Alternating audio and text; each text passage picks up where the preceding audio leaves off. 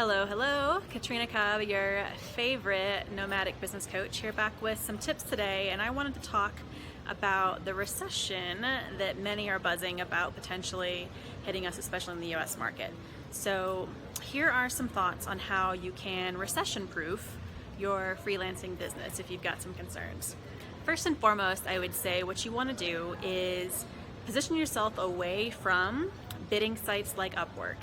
There is only going to be more competition should a recession hit, with more people flooding into that market looking to supplement income, looking to replace lost income, and doing it whichever way they can.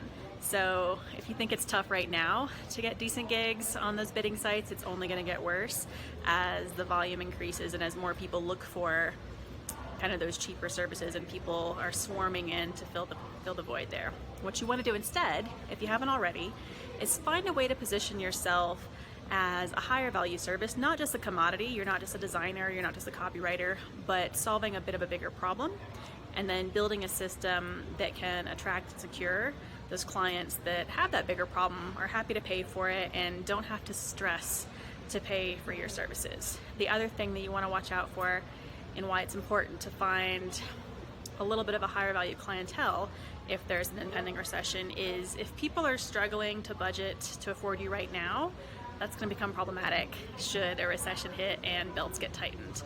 So you want to really position yourself strongly and find a way to build a consistent system that attracts really good clients that don't blink at paying you what you're worth. So that's one piece of it. The other piece, I would say, look at ways that you might be able to diversify your income right now.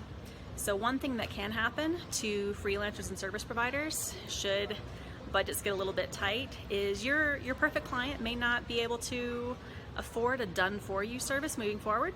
They may be stuck in a position where they have to do it themselves, but if you have an education product or a lower tier service, they may be able to afford that.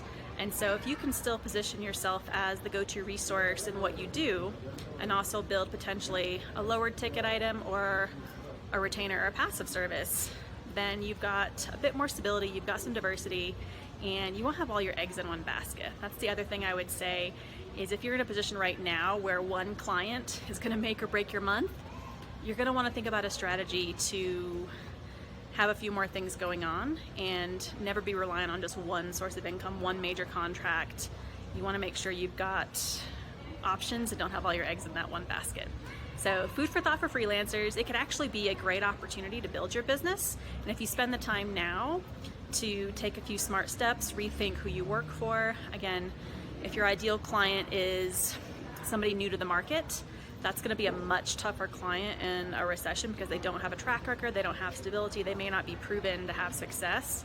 And so I would say take a look at who you serve, how you serve them, and where you're getting them from. And if you can diversify a little bit there, if you can aim a little bit higher, you're going to be better positioned to ride out anything should it come. And even if it doesn't, you're going to have a much stronger, less stressful time running and managing your business. So hope that helps.